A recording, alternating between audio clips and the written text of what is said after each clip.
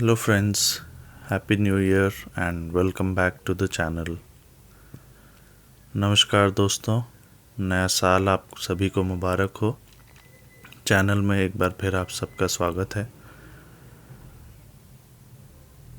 In early December, we got a chance to go towards the Atal Rohtang tunnel. There had been snow 1 or 2 days ago. दिसंबर के शुरुआती हिस्से में हमें Atal Rohtang tunnel की तरफ जाने का मौका मिला और बर्फ़ गिरी थी 1-2 दिन पहले। And around here is the part where the car started slipping while we were coming up. लगभग ये वो जगह थी जहाँ पे ऊपर आते हुए गाड़ी स्लिप करने लगी। Luckily, there was no traffic coming from above or behind.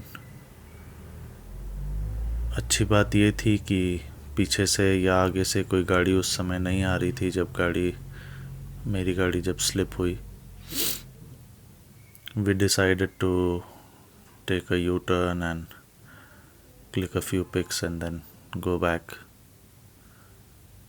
और उस समय हमने ये डिसाइड किया कि हम गाड़ी वापस मोड़ के थोड़ी फ़ोटो खिंचा के वापस चल देंगे, which I believe was a very good decision. मैं मानता हूँ ये एक बहुत अच्छा डिसीजन हमने लिया। Very recently around I think on 2nd of December, a lot of tourists got stuck in the snow on this route.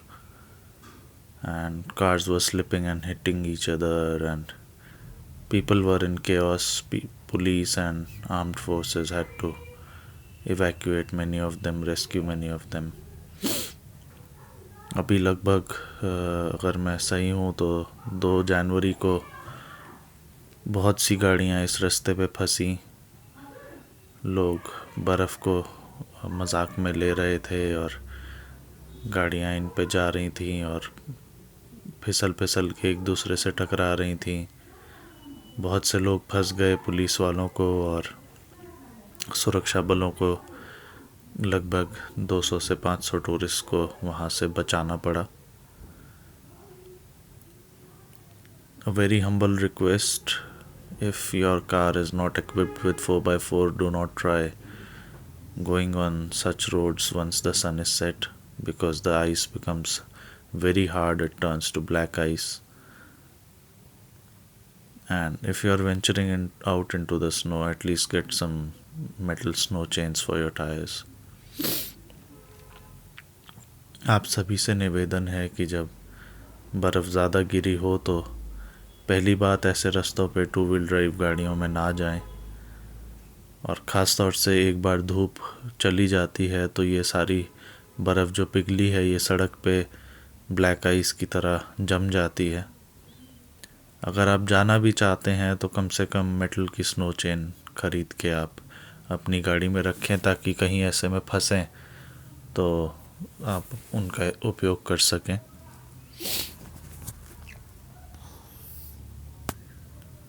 And the most important thing when driving in the snow or ice is to be calm, to not rev the accelerator too much, to go very slowly, not use handbrake or foot brake as much as possible. ऐसे समय में बर्फ़ में गाड़ी चलाते हुए ध्यान रखें कि आप हैंड ब्रेक या फुट ब्रेक का इस्तेमाल ना ही करें। कम से कम स्पीड में चलें ताकि आप नियंत्रण गाड़ी पर रख सकें।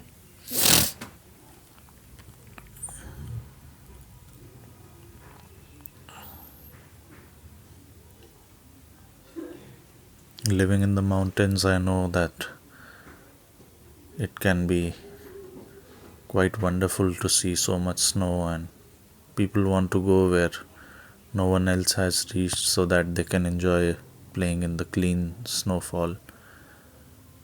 But keep your and your family's safety, give it utmost importance.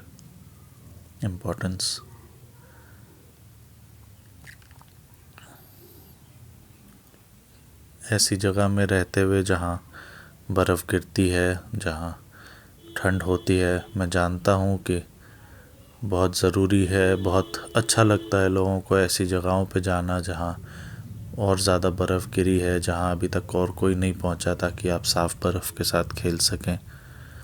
लेकिन ऐसे समय में भी अपने परिवार की, अपने प्रियजनों की सुरक्षा आपकी प्राथमिक जिम्मेदारी होनी चाहिए। Because one mistake can cause loss of life or grievous injuries or damage your vehicle so much so that you might have to take a cab back home। क्योंकि आपकी एक गलती की वजह से आपकी जान जा सकती है या आपको बहुत चोट आ सकती है, या आपकी गाड़ी में ऐसा नुकसान हो सकता है कि आपको उसके बाद कैब करके घर जाना पड़े अपनी गाड़ी ऐसी जगहों में छोड़ के।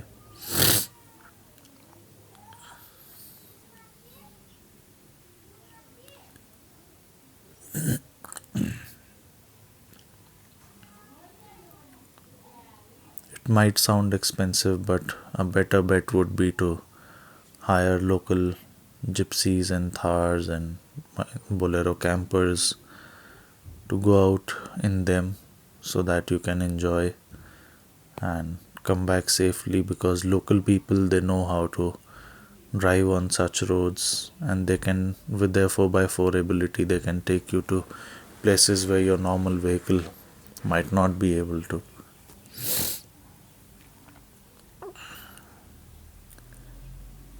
बहुत महंगा लगता है, लेकिन ऐसे समय में अच्छा होगा कि आप लोकल लोगों को, जिनके पास जिप्सी हैं, थार हैं, बोलेरो पिकअप्स हैं, जो 4x4 गाड़ियां हैं, आप उनके गाड़ियों में ऐसी जगहों पे घूमने जाएं ताकि आप ज़्यादा से ज़्यादा एंजॉय कर सकें। वो ऐसे रास्तों को जानते हैं, वो इन पे आए दिन गाड़ियां चलाते हैं, और आपके लिए भी हेल्पफुल होगा। आप एंजॉय कर सकेंगे अपने परिवारजनों के साथ, और आपको एक इस बात का आश्वासन होगा कि 4x4 होने के नाते वो आपको ऐसी सिचुएशंस में से भी निकाल के ला सकेंगे।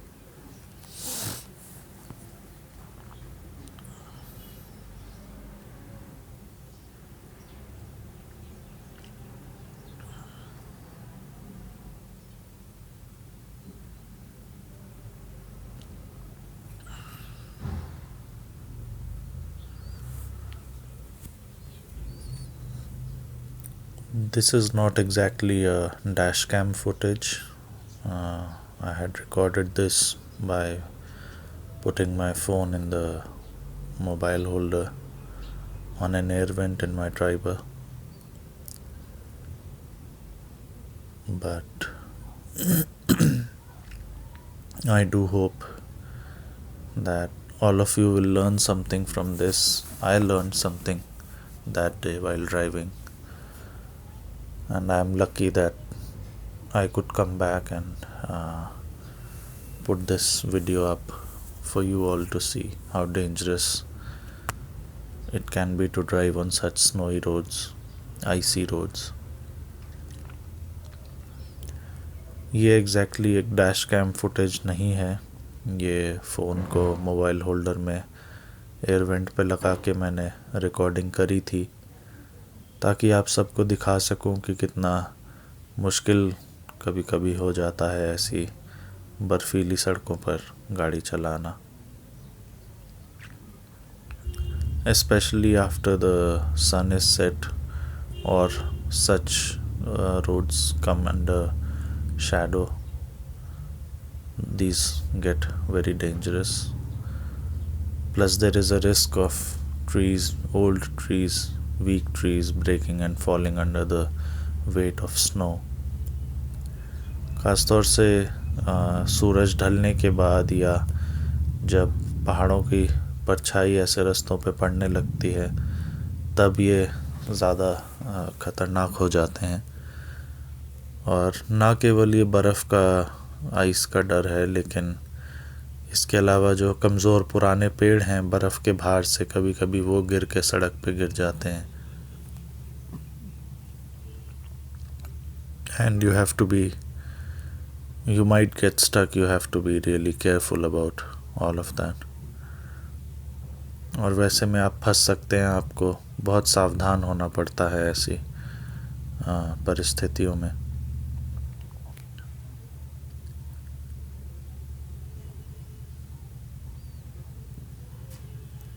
I hope you all liked the video and the information that I could share firsthand after that drive. If you liked it, do press the like button. If you are not yet a subscriber, do subscribe to the channel and share it with other friends who might plan a snow drive in the days ahead.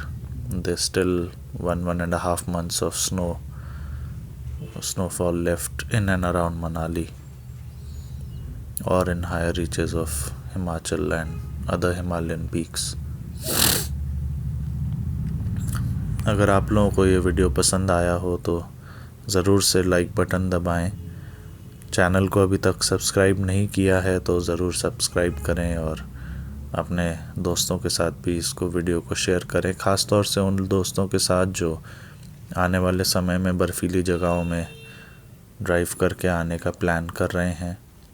अभी भी 1-1.5 महीना बचा है ऐसी बर्फ़बारी के लिए पहाड़ों में, ख़ास तौर से मनाली और हिमाचल और हिमालय की ऊंची चोटियों पर बसे शहरों में, गाँव में.